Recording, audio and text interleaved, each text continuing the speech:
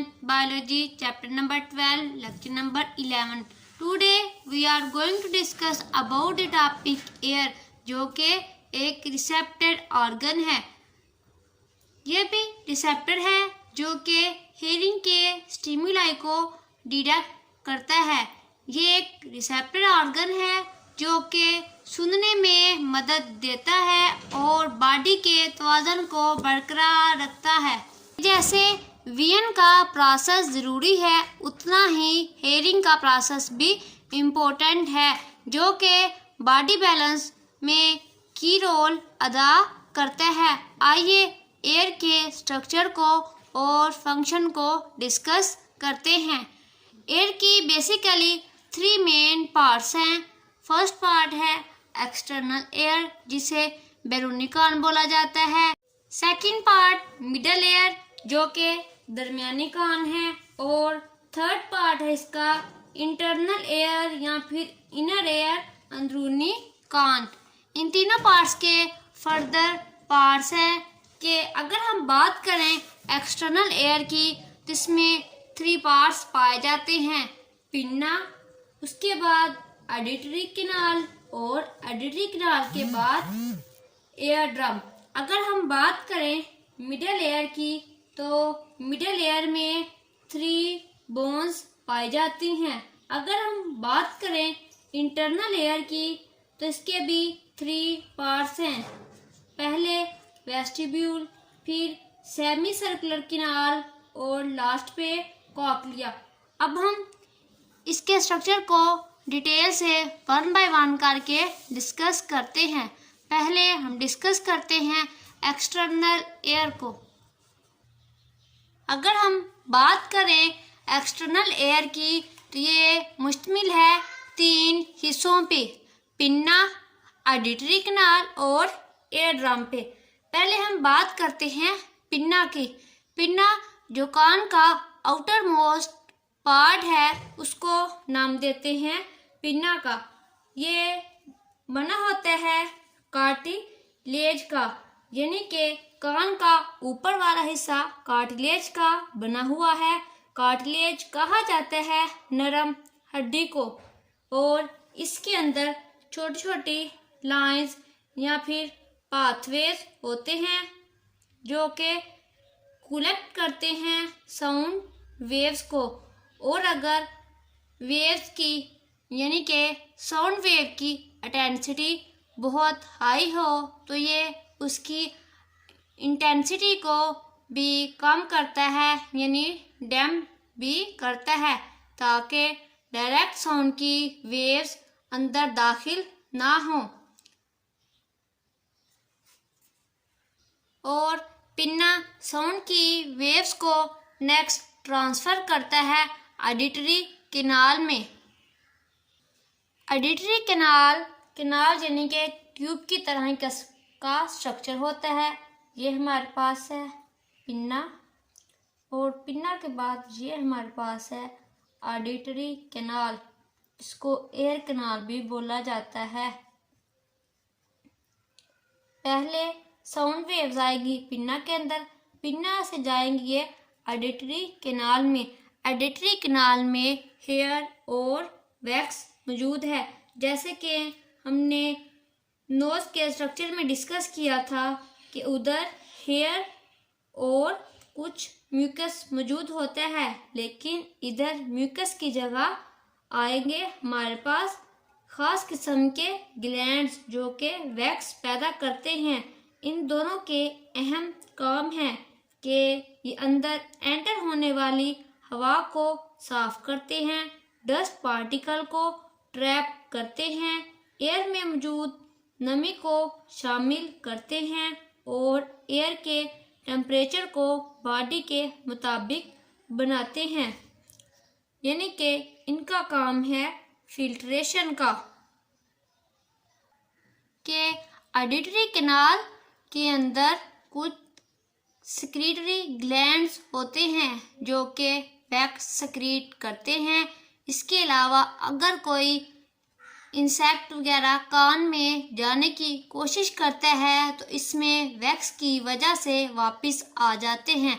किसके अंदर? Insect repellent property होती है। ऐसे केमिकल्स शामिल होते हैं जो कि इसको रिपेल करते हैं, कि एयर के पार्टिकल्स को फिल्टर करते हैं और जो साउंड वेव्स आ रही होती हैं इनको डैम करने में इनका भी रोल होता है।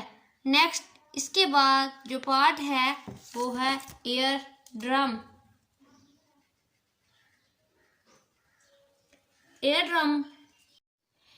ड्रम का दूसरा नाम है टेम्पेनम।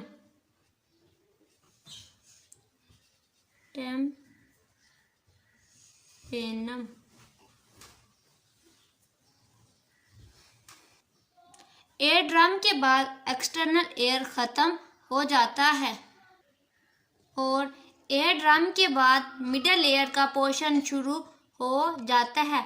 मिडल और एक्सटर्नल एयर को जो सेपरेट करता है पार्ट वो हमारे पास है एयर ड्रम।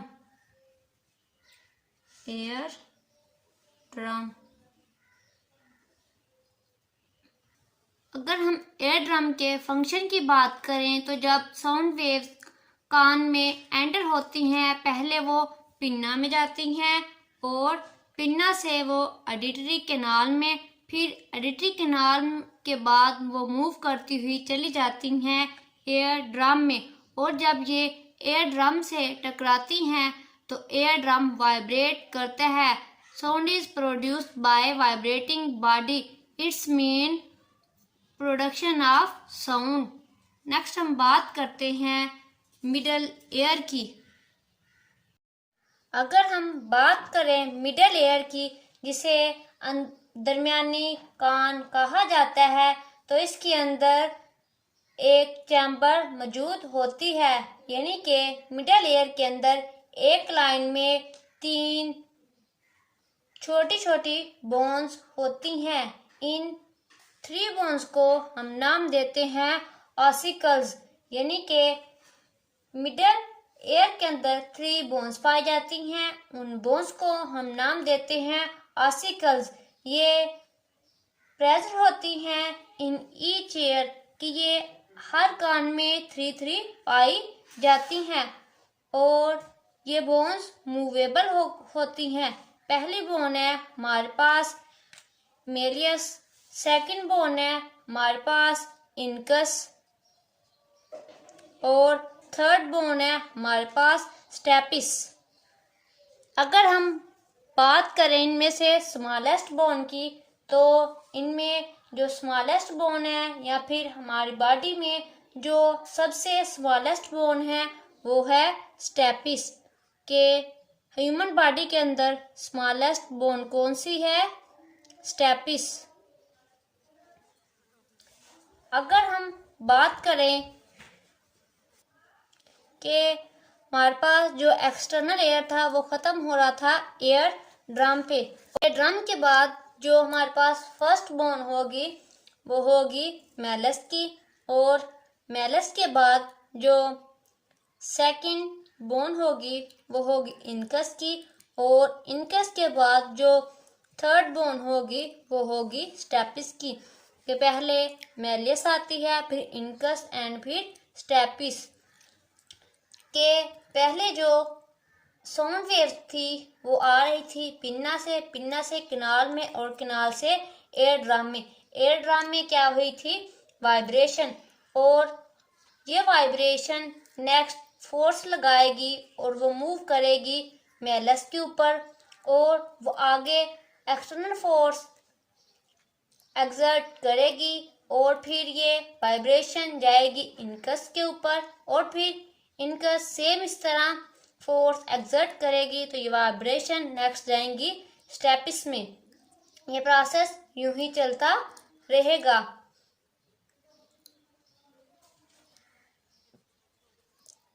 फिर इनर एयर के स्टार्ट होने से पहले एक पोर्शन आएगा, यानी छोटा सा सुराख नजर आएगा जिसे ओवल विंडो कहते हैं।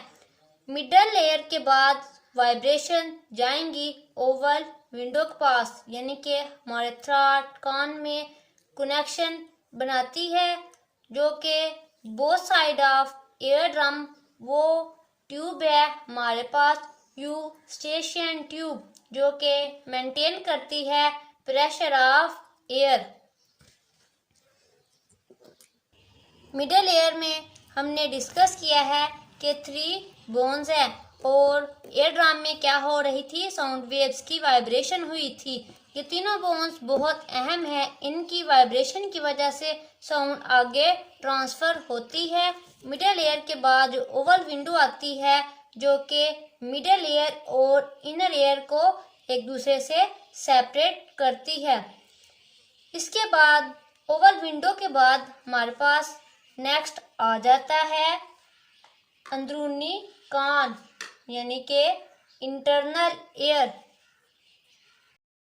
अगर हम बात करें इंटरनल एयर की, ये मुश्तमिल है 3 पार्ट्स पे। फर्स्ट पार्ट है इसका वेस्टिब्यूल, सेकंड है semi circular canal and third है कॉक्लिया।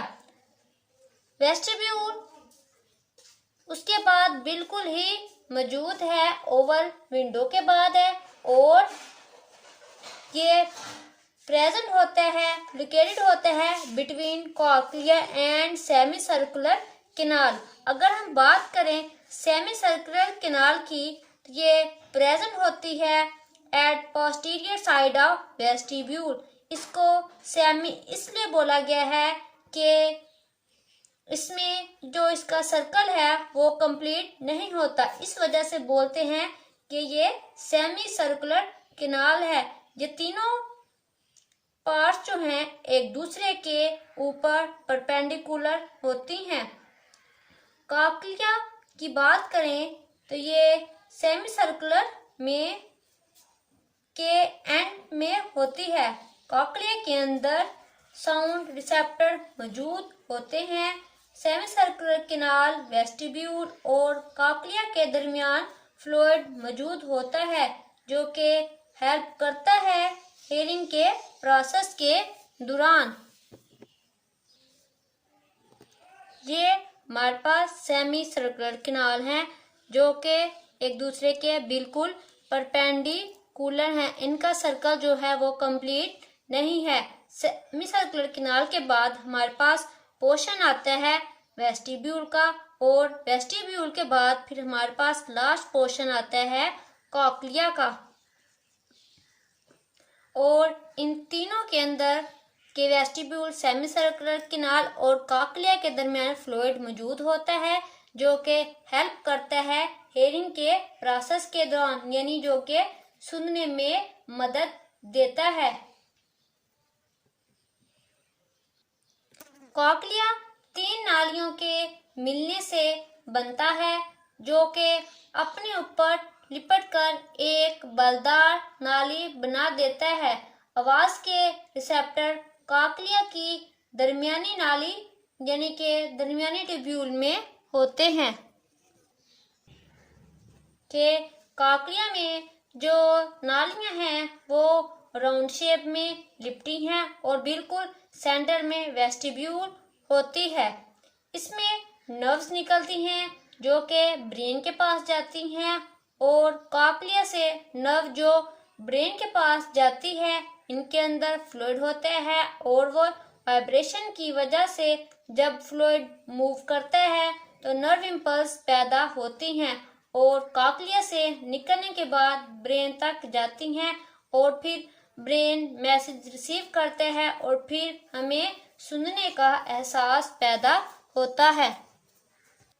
हमने एयर के 3 पार्ट को डिस्कस किया है। पहला पार्ट था एक्सटर्नल एयर, उसके बाद था मिडल एयर, और लास्ट वाला हमारे पास इंटरनल एयर। एक्सटर्नल एयर के 3 पार्ट थे, पिन्ना थे, ऑडिटरी कैनाल थी और एयर ड्रम थी। साउंड वेव्स आती थी ऑडिटरी कैनाल में पिन्ना से, और ऑडिटरी कैनाल के बाद वो जाती थी एयर ड्रम्स पे। एयर ड्रम में टकराने के बाद वाइब्रेशन पैदा होती थी। वाइब्रेशन के बाद वो वेव्स जाती थी ओवल विंडो की तरफ। ओवल विंडो कान को अंदरूनी कान से अलग करती है, यानी कि ये सेपरेट करती है इंटरनल एयर और मिडल एयर को। मिडल एयर नोज की कैविटी के साथ बी मिलता है, जो कि एक ट्यूब के जरिए मिला हुआ होता है। वो ट्यूब है हमारे पास यूस्ट्रीशियन ट्यूब, और ये नाली एयर ड्रम के दोनों तरफ एयर का प्रेशर कंट्रोल करती है। इसके बाद नेक्स्ट क्वेश्चन शुरू हो जाता है इंटरनल एयर का। इंटरनल एयर के 3 पार्ट्स हैं, vestibule, semi circular canal and cochlea. इन तीनों के अंदर फ्लूइड मौजूद होता है जो कि हेनिंग के प्रोसेस में हेल्प करता है।